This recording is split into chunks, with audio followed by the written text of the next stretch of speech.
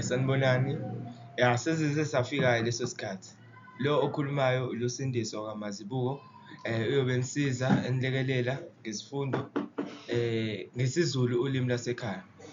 Namhlanje sizobheka kakhulu iphepha lokuqala, isifundo sokuqondisisa. Ya, kuke kuthiwa indlela ibuzwa kwabaphambili, nami ngomunye wabo esephambili kule ndlela eniyihambayo. So, sizoqala-ke sibheke-ke iphepha lethu lokuqala. Ngaphansi sobe sibuka isifundo sokuqondisisa. Okay. Inqubo yokufunda sobe sibheke ngaphambi kokufunda. Yini okumele uyenze ngaphambi kokuthi ufunde isifundo sokuqondisisa? Ngesikhathi sokufunda, uma usufunda, yini ofanele uyenze ngesikhathi ufunda isifundo sokuqondisisa? Ngemumva kokufunda, uma usuqedile ukufunda leso sifundo sokuqondisisa, ikuphi okufanele ukwenze? Ngiye ngithanda yabona isifundo sokuqondisisa abafundi siye sibe namamaki amaningi, okuwu-30 marks, 30. Lawo mamaki maningi kakhulu bafundi. Nike nisithathe kancane-ke isifundo sokuqondisisa, nigcine senilahlekelwa amamaki amaningi. Okay, esingaqhubeka. Okay, inqubo yokufunda. Ukufundisa amakhono okufunda kungabandakanya amazinga amathathu ukuze kuqondwe ithekisthi. Lokho akusho ukuthi sekumele kulandelwe njalo wonke amazinga. Isibonelo, uma abafundi befunda ithekisthi engajwayelekile, bazodinga ukwedlula ezingeni lokuqala ngaphambi kokufunda. Njengoba bese siwabalile-ke amazinga kwislide esidlulile ukuthi sinamazinga amathathu uma sifunda ithekisthi. Abalungiselele ukuqonda izimpawu zohlobo lwethekisthi. Kushuthi kumele wazi ukuthi uhlobo lweni lwethekisthi.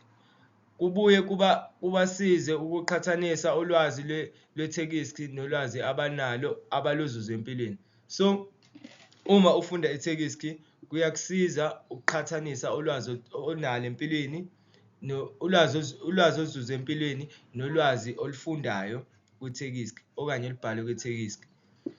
Ukufunda ngesikhathi sokufunda kuzobasiza ukuqonda ukuhlaziya izimo zokusetshenziswa kolimi ngokubanzi. Kushuthi ngesikhathi ulokhu ufunda lethekisthi uzokwazi ukuzuza izimo zokusetshenziswa kolimi, ulimi lwesiZulu ngokubanzi. Ya.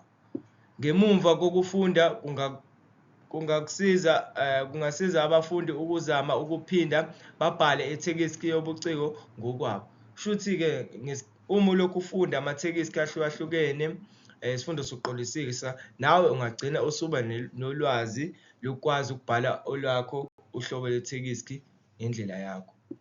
Ya, singaqhubeka. Okay. Ngaphambi kokufunda-ke, nali izinga lokuqala-ke esinalo uma sifunda ithekisthi okanye umbhalo obuciko. Okay. Lokhu ngukwethula nokujwayeza abafundi ithekisthi. Kuvuselela ulwazi oluhambisanayo kanye nolwaphambilini. Okay. Ukufunda ngokushesha, ukha phezulu nangokucophelela amaphuzu abalulekile ezimpawini zethekisthi njengalezi. Igama lencwadi, izahluko, izihlokwana, imibhalo echazayo nezithombe, amagrafu, ifonti, ukubhalwa kwezinombolo, ukuhleleka kombhalo, imidwebo, amabalazwe, amabhokisana aveza izihlokwana ekhompyutheni, njalo njalo. Okay, ngithi angichaze-ke leli point leli. Uma kuthiwa abafundi uyafunda ngokushesha, ukha phezulu nangokucophelela, basuke bechaza ukuthi, angithi olwimini lwethu lwesiZulu, uma sibhala ulimi lwesiZulu iphepha lokuqala, sinamahora 2 ukuthi silibhale siqede leli phepha. Kudingakala ukuthi uma ufunda ithekisthi noma kusuke kumbhalo omude, kumele ufunde ngokushesha, ukha phezulu nangokucophelela. Akumele ufunde kancane bafundi, kumele ufunde ushesha, unjalo futhi ukhela phezulu. Kusuke bechaza ukuthi nje uthalamuzi uyeqa nje uyafaka nje amehlo. nangokucophelela. Uma bethi ngokucophelela kuchaza ukuthi bafundi kumele uyifundisise into uma ukha phezulu uma ufunda ngokushesha nangokucophelela into oyifundayo kwithekisti kumele wenze sure ukuthi uyikha ngokucophelela amaphuzu abalulekile. Uthatha lamaphuzu abalulekile owabonayo ukuthi uzowadinga uma usuphendula imibuzo. Ungafundi nje ngokushesha nje kuphela ekubeni awuqondastendanga ukuthi le thekisti ikhuluma ngani. Kumele usheshe ukha phezulu unjalo futhi ufunde nangokucophelela ukhe amaphuzu abalulekile uwafunde wenze ngakho konke kusemandleni ukuthi uyaqonda ukuthi ithekisti ikhuluma ngani. Angazi noma ngizwakala yini. Ukufunda ngokushesha ukha phezulu nangokucophelela amaphuzu abalulekile ezingxenyeni zombhalo njengalezi ikhasi elinesihloko uhlu lokuqukethwe izahluko izincazelo zamagama izingezelelo amanothi asezansi nekhasi achaza okuthile njalo njalo.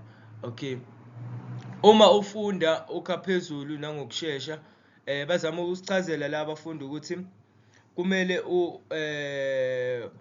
unakisise lezi zinto lezi ikhasi nesihloko kumele kushuthi uma ufunda incwadi yobuciko kumele uyazi ukuthi leli khasi likhulunywa ngani. Angithi hlukene ngamakhasi ukuthi page 1 page 2 kumele ubambe ukuthi uma ufunde umbhalo obuciko angisakhulumi ngethekisti ngikhuluma ngombhalo obuciko. Uma ufunda wona kushuthi kumele uwazi ukuthi upage 1 basuke bekhuluma ngani okanye isahluko kumele usibambe ukuthi kukhuluma ngani. Mase bethi uhlu lokuqukethwe uma bekhuluma ngohlu lokuqukethwe basuke bekhuluma ngalento ithekisti ekhuluma ngakho. Uma mhlambe ithekisti ikhuluma ngokutshontshwa kukagesi ngokutshontshwa kwentambo zikagesi shuthi ulo uhlu lokuqukethwe shuthi le thekisti iqukethe ulwazi lokuthi kutshontsha amakhebuli kagesi. Uma bekhuluma mhlambe ngokuhamba kwamanzi shuthi uhlu lokuqukethwe kukhulunywa ngani ngokuhamba kwamanzi. Ngicabanga ukuthi ngiyezwakala ke lapho. Siye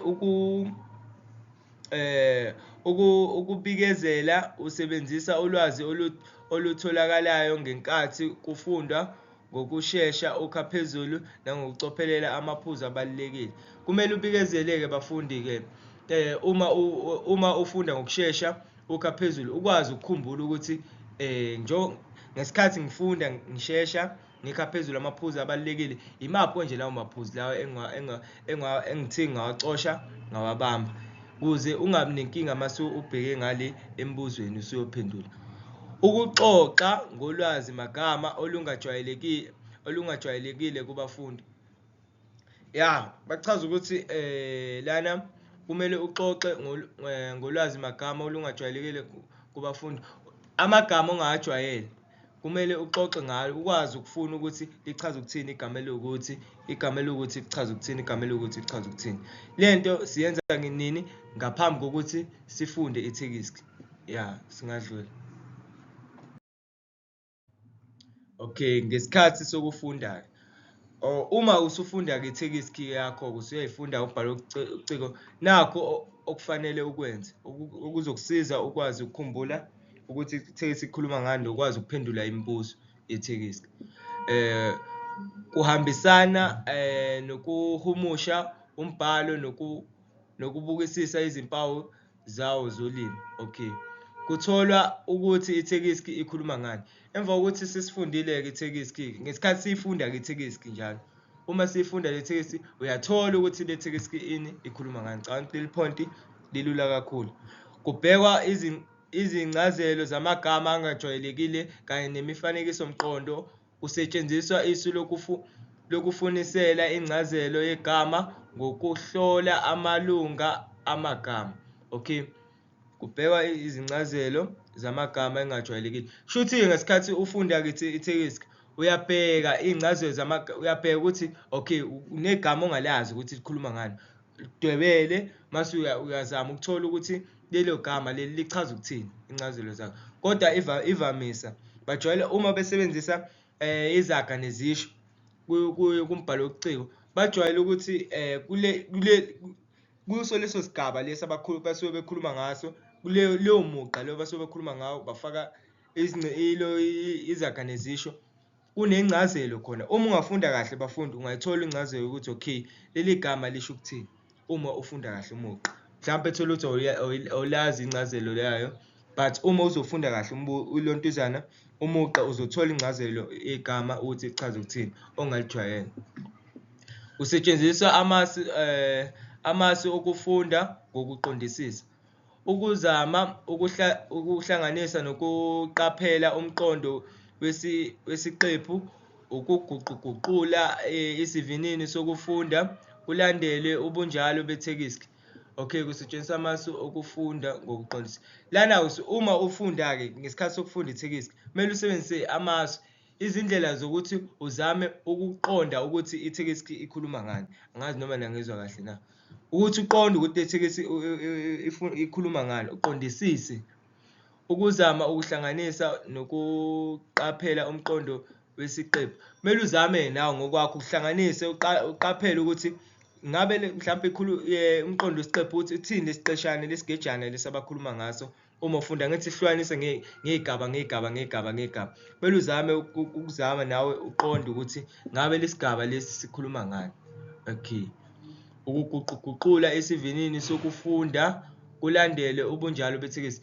Shuthi-ke uma uguquguqula isivinini sokufunda kumele usheshise, uzame ukuthi usheshise, but ushesha unjalo awumele ungakhohlwa ukuthi kumele ulandele into ithekisi ekhuluma ngayo. Angazi noma ngizwakala. Ngicabanga leli point lilula, siqhubeke. Ukuphinda kufunde uma kunesidingo, ukufuna ulwazi oluthile olungasiza ekuqondeni ithekisi. Ukuphinda kufunde uma kunesidingo. Uma mhlawumbe uzizwa ngathi ithekisi ngakhathi uyifunda awuyiqondanga ukuthi ikhuluma ngani, ungafunda uma kunesidingo. Ungafundi ithekisi wesibili uma kungenasidingo, noma uzimoshela isikhathi. Isikhathi sephepha lokuqala amahora 2 kuphela. Angithi lokho kuyezwakala. Ukubuza nokuphendula imibuzo usukela emibuzweni elula kuya kwelukhuni. Yabona lokhu bafundi ngize ngakufaka kubakaki noma kubalekile. NakwisiZulu sinawo imibuzo elula kuya kwebukhulu, enibiza ngokuthi kwisiNgisi ama-low order question to high order question. NakwisiZulu akhona. So ngizothi ukuyichaza nje kabanzi, ngizothi ukuyichaza kabanzi ekugcineni, singathi ukweqa. Ukubona ngeso lengqondo. Kumele uma ufunda lethekisi uzame nawe ukubona ngeso lengqondo ukuthi ngabe bachaza ukuthini, uma ngabe yini inhloso ukuthi besifundise ngale thekisi, okanye ngabe le thekisi ikhuluma ngani. Uzame nawe uyibuka ngeso lengqondo. Into kubalekile bafundi ukuthi uma uyenza okanye uma ufunda uyibuke kabili, ibuke ngokufunda uphinde uyibuke ngeso lengqondo. Ukufunisela, ukufunda ukuze uthole amaphuzu asemqondo. Canti lokho cacile ukuthi kumele ufunde uthole amaphuzu abalekile. Ukubheka ukukhethwa kwamagama nezakhiwo zolimi. Kumele ubheke ukukhethwa kwamagama kanye nezakhiwo zolimi ukuthi ngabe umbhali walesifundo sokuqondisisa usebenzise liphi ulimi namagama ongawajwayele wadwebele. Ukubona uhlobo lwethekisi usizwa yindlela ehlelwe ngayo kanye nezimpawu zolimi. Ukubhala amanothi kanye nokufinqa umqondo nqangi nosekelayo. Uma ufunda ngethekisi bafundi, kubalekile ukuthi uzame ukuyibhalela mhlawumbe amanothi, but mina lokhu ngingajwayele ukwenza, bengikwenza ngikufaka ekhanda, ukubona umqondo nqangi. Into ekhuluma ngayo ebalekile, ekhulunywa ngayo vele kwithekisi, kumele vele uyithole uma ngesikhathi ufunda ithekisi. Uzama ukuthola mekuthiwa umqondo nqangi, basuka bafuna imini into vele ekhulunywa ngayo kwithekisthi ebalulekile yiyo ezokusiza ukwazi nokuphendula imibuzo le oyobe uyithola kwithekisthi. Ya, okay. Ngemuva kokufunda, angithi lokhu kubalulekile okugcina-ke lokhu-ke izingxenye lezi mengiy'balile ekuqaleni. Ngemuva kokufunda nakhu okufanele ukwenze. Lokhu kwenza abafundi babone, babuye baphawule ngayo yonke ithekisthi. Bakwazi ukuphendula imibuzo ngesikhathi, ngethekisthi. Okay, uma-ke shuthi ngemuva kokufunda wayiqonda kahle ithekisthi, uzokwazi ukuphendula imibuzo ngayo lento ekhulunywa ngayo kwithekisthi. Bakwazi ukuhlaziya ngokuqhathanisa. Makuthiwa siyaqhathanisa-ke, suke sibheke ukube nokuhle. Uzokwazi-ke uma ngemuva kokufunda ithekisthi, uzokwazi ukuqhathanisa ukuthi nakho okuhle sikuthole kwithekisthi, nakho okumbi sikuthole kwithekisthi. Angithi lokho kucacile. Bakwazi ukuhlolisisa, hlolisisa ukunquma nokubheka imibono yabo. Shuthi uzokwazi nawe ukuthatha esakho isinyathelo sokuthi mina ngemuva kokufunda ithekisthi, nakho engikubona bekumele kwenziwe, nakho engikubona ukuthi akukho right. Okay. Bakwazi ukukhiqiza uhlobo oluthile lombhalo ngokwabo uma kudingekile. Shuthi uzokwazi-ke nawe ukukhiqiza uhlobo oluthile, uzokwazi nawe ukubhala uhlobo oluthile lombhalo uma kudingekile. Akubalulekile nje lokho. Bakwazi ukuhlolisisa indlela ulimi olusetshenziswe ngalo. Yabona kuyasiza kakhulu bafundi ukufunda amathekisthi, noma uzokwazi nawe ukuyibhalela imibhalo emide mhlawumbe uzokwazi ukubhala ama-essay usebenzise ulimi olubanzi lesiZulu. Noma uma ufunda amathekisthi uyakwazi ukuthola amagama ongawajwayele nawe ukwazi ukuwasebenzisa uma usubhala eyakho nawe ithekisthi, okanye uma usubhala imibhalo emide le osuke uyibhala ku-paper 3. Ngakho ngithi kubalulekile ukuthi ufunde amathekisthi engathi bamaningi ongakujwayele uku-underline, ufunde nangendlela okubhalwa ngayo ulimi lesiZulu, ufunde ngendlela osetshenziswa ngalo, ubone ukwazi ukuhlukanisa nohlobo lombhalo. Iqiniso kanye nombono. Iqiniso kanye nombono. Bafundi, ngicabanga ukuthi kubalulekile ukuthi nikwazi ukuhlukanisa lezi zinto zo-2. Khona uma kuthiwa into iyiqiniso, kusuke kukhulunywa ngento vele injengoba injalo, into engeke uziyishintshe. Into bekuthiwa mhlawumbe isho, okanye umbuzo uthi isho ukuthi lento ethile iyiqiniso noma iwumbono. Uma uthatha isinyathelo sokuthi wena uthi iyiqiniso, shuthi usuchaza ukuthi lento umnjalo bayo unempendulo vele enjalo, eqondile nje enjalo. Angazi noma nangithola yini. Mhlawumbe unobuqiniso bayo into ukuthi vele iyenzekile.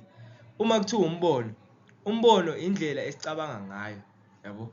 Usuke ucabanga ukuthi uma uthi into umbono, kanti uma uthi into iyiqiniso usuke unobufakazi nobuqiniso bento ukuthi vele iyenzekile. Ngazi noma kuyacaca lokho. Yazi ngithi ngikucaciseke lento le, noma jwayele ukufaka lo mbuzo kakhulu ukuthi phendula ukuthi iqiniso noma umbono. Incazelo eqondile kanye negudliselayo. Incazelo eqondile bafundi icishe ifane njengeqiniso. Cishe ifane. Negudliselayo icishe ifane njengombono. Noma isuke ingabeki into obala, isuke igudlisela ingayicacisi bha, kanti incazelo eqondile isuke ibika bha into nje injengoba injalo. Iqondile-ke leyo ncazelo. Ingqondo, umqondo osobala kanye nojulile. Umqondo osobala nje into oyibonayo nje, kufana nje into nje usuke uyibona nje ukuthi umqondo osobala. Then ojulile lo umele uhlanganise ulwazi onalo kanye nolethekisi, ujule ucabangisise ukuthi ngabe into ethile ikhulunywa ngani. Ngazi noma niyaqiqondani kahle. Baqonde okuphathelene nezenhlalo nombusazwe kanye namasiko ababhali. Okay. Lana bazama ukuthi-ke yabona kumathekisthi banokuthi bafake babhale ngezinto eziphathelene nombusazwe, njengezinto zo-Ramaphosa, bafake o-Ramaphosa, yonke leyo nto le kumele uqonde-ke lapho ukwazi ukuthi okay ikhuluma ngani. Noma befake izinto ezimayelana namasiko, kumele uwazi nakhona ukuthi okay khulunywa ngani ngamasiko. Yeah, ansi singadlula. Next slide. Okay. Umthelela wokufakwa kanye nokweqiwa kwamagama encazelweni, ubudlelwano phakathi kolimi kanye nesikhundla somuntu ophethe ulimi oluchuluzayo okanye oluvusa okanye oluthinta imizwa, oluvumisayo, izindlela ezehlukene zokusetshenziswa ulimi. Isibonelo, ulimi lesigodi, injunguni, ukucabangela okungahle kwenzeke, ukuqagula, indlela yokucabangela, inhloso yokufaka noma yokukhipha ulwazi oluthile. Wonke lamaphoyinti lawa okanye lamaphuzu ungawasebenzisa ngemuva usufundile-ke ithekisti yakho.